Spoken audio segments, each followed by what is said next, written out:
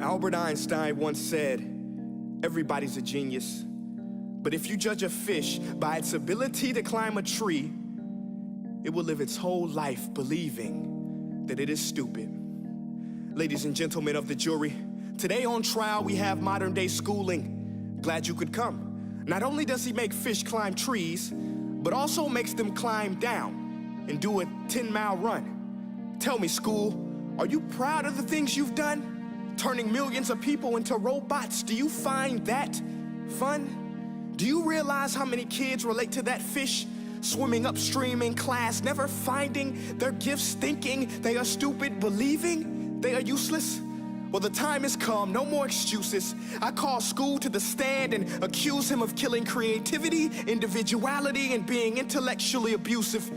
He's an ancient institution that has outlived his usage. So, Your Honor, this concludes my opening statement, and if I may present the evidence of my case, I will prove it. Proceed. Exhibit A. Here's a modern-day phone. Recognize it? Here's a phone from 150 years ago. Big difference, right? Stay with me. Here's a car from today, and here's a car from 150 years ago. Big difference, right? Well, get this. Here's a classroom of today, and here's a class we used 150 years ago. Now, ain't that a shame? In literally more than a century, nothing has changed. Yet you claim to prepare students for the future? But with evidence like that, I must ask, do you prepare students for the future or the past? I did a background check on you and let the record show that you were made to train people to work in factories, which explains why you put students in straight rows, nice and neat, tell them sit still, raise your hand if you want to speak, give them a short break to eat, and for 8 hours a day, tell them what to think.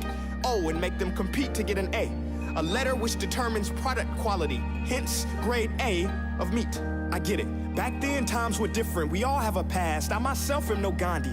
But today, we don't need to make robot zombies. The world has progressed. And now we need people who think creatively, innovatively, critically, independently, with the ability to connect. See, every scientist will tell you that no two brains are the same. And every parent with 2 or more children will confirm that claim. So please explain why you treat students like cookie-cutter frames or snapback hats, giving them this one-size-fits-all crap. Watch your language. Sorry, Your Honor, but if a doctor prescribed the exact same medicine to all of his patients, the results will be tragic. So many people would get sick, yet when it comes to school, this is exactly what happens, this educational malpractice, where one teacher stands in front of 20 kids, each one having different strengths, different needs, different gifts, different dreams, and you teach the same thing the same way? That's horrific. Ladies and gentlemen, the defendant should not be acquitted. This may be one of the worst criminal offenses ever to be committed. And let's mention the way you treat your employees. Objection. Overruled. I want to hear this. It's a shame. I mean, teachers have the most important job on the planet, yet they're underpaid? No wonder so many students are short-changed. Let's be honest, teachers should earn just as much as doctors, because a doctor can do heart surgery and save the life of a kid, but a great teacher can reach the heart of that kid and allow him to truly live. See, teachers are heroes that often get blamed, but they're not the problem. They work in a system without many options or rights. Curriculums are created by policymakers, most of which have never taught a day in their life. Just obsessed with standardized tests. They think bubbling in a multiple choice question will determine success.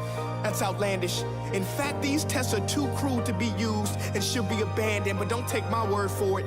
Take Frederick J. Kelly, the man who invented standardized testing, who said, and I quote, "These tests are too cruel to be used and should be abandoned." Ladies and gentlemen of the jury, if we continue down this road, the results will be lethal.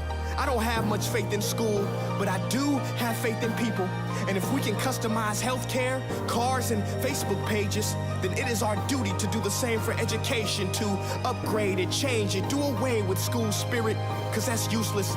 Unless we're working to bring the spirit out of each and every student, that should be our task. No more Common Core. Instead, let's reach the core of every heart in every class. Sure, math is important, but no more than art or dance. Let's give every gift an equal chance. I know this sounds like a dream, but countries like Finland are doing impressive things. They have shorter school days. Teachers make a decent wage. Homework is non-existent, and they focus on collaboration instead of competition. But here's the kicker, boys and girls.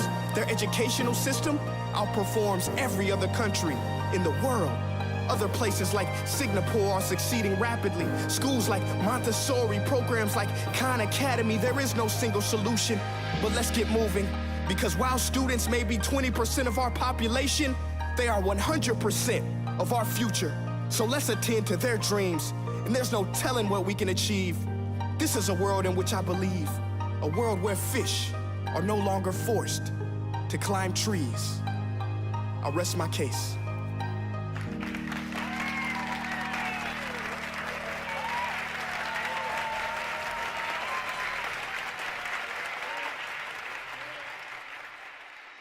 Hey guys, my name is Prince EA, and I want to say thank you so much for watching my video. But now, I want to know what you think. How can we together create a more efficient, effective, and just better future of learning? I want you to visit nestday.com/preorderthefuture and share your thoughts and ideas on the topic. Peace.